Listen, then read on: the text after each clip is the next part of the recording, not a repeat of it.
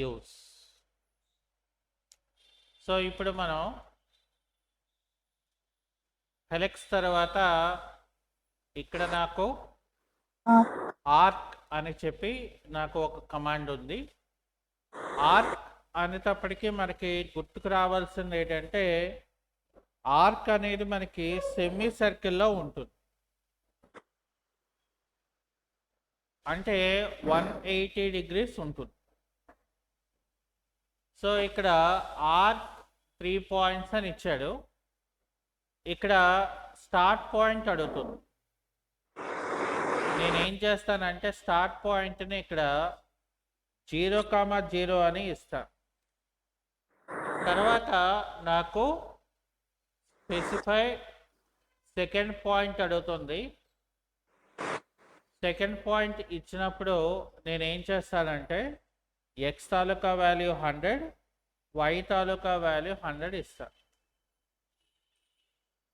ఆ తర్వాత third point అడుగుతాడు. సో ఎక్స్ వాల్యూ ఏమో 200, వై తాలూకా వాల్యూ ఏమో 0.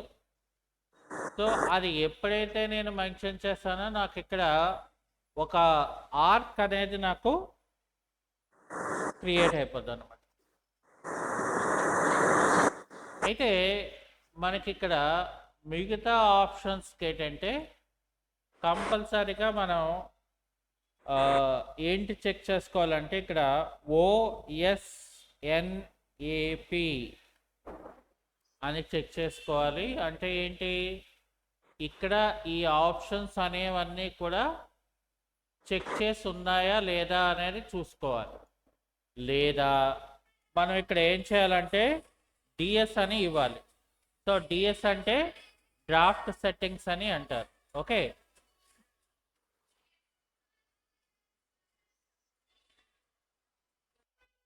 సో ఇక్కడ ఏంటంటే మనకి ఒక ఆబ్జెక్ట్ అనేది కావాలి.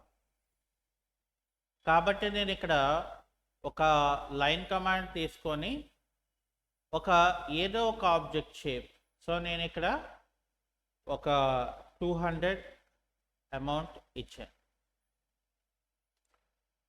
అయితే ఇక్కడ మనం ఏం చేయాలంటే డ్రా కమాండ్లోకి వచ్చి ఇక్కడ ఆర్క్లోకి వచ్చి ఇక్కడ చూసారా స్టార్ట్, సెంటర్, ఎండ్ అని ఉంది. అంటే so this is my start point and అలాగ వస్తే this is my centre point.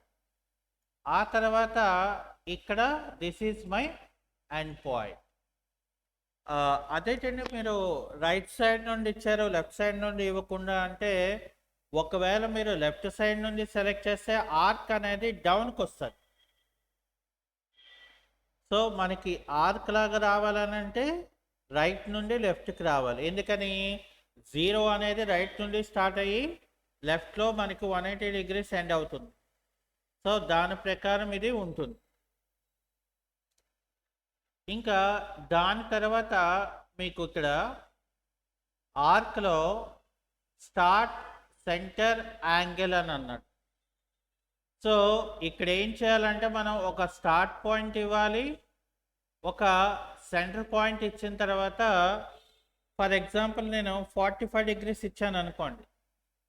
So 45 degreesకి ఎంతైతే ఆర్క్ వస్తుందో అంతే నాకు అక్కడ క్రియేట్ అవుతుంది. అది అయిపోయిన తర్వాత ఇక్కడ ఆర్క్లో స్టార్ట్, సెంటర్, లెంత్ అని ఉంటుంది.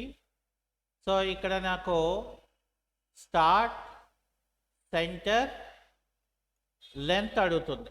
ఫర్ ఎగ్జాంపుల్ నేను ఇక్కడ లెంత్ ఏమో 120 ఇచ్చాను. అదేటైనా మరి ఇది 120 ఉంటుందా అని అంటే అలా ఉండదు.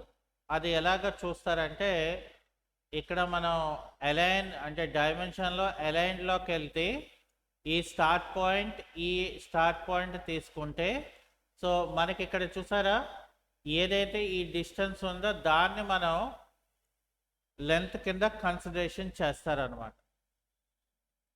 ఓకే, సో అది అయిపోయిన తర్వాత మనకి ఇక్కడ డ్రాలోకి వెళ్ళి ఆర్క్లోకి వెళ్ళి ఇక్కడ చూడండి, start point, end point, angle.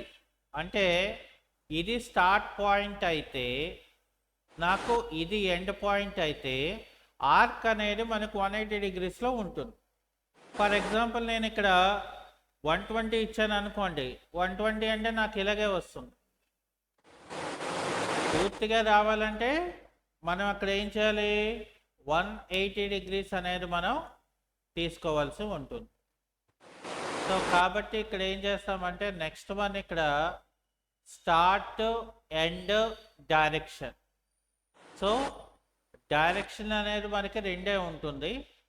So ఇక్కడ స్టార్ట్ పాయింట్, ఇక్కడ ఎండ్ పాయింట్, ఆ తర్వాత అయితే ఇది డైరెక్షన్, లేదా అంటే మనం ఈ యొక్క డైరెక్షన్ అనమాట. అంటే డిపెండ్ ఆన్ ఆబ్జెక్ట్ బట్టి మనం ఇక్కడ ఏదో ఒక డైరెక్షన్ని మనం క్రియేట్ చేసుకోవాల్సి ఉంటుంది. ఓకే, సో ఇంకా దాని తర్వాత మనకి ఇక్కడ ఏం చేస్తామంటే, ఇక్కడ చూడండి స్టార్ట్, ఎండ్, రేడియస్ అని ఉంటుంది.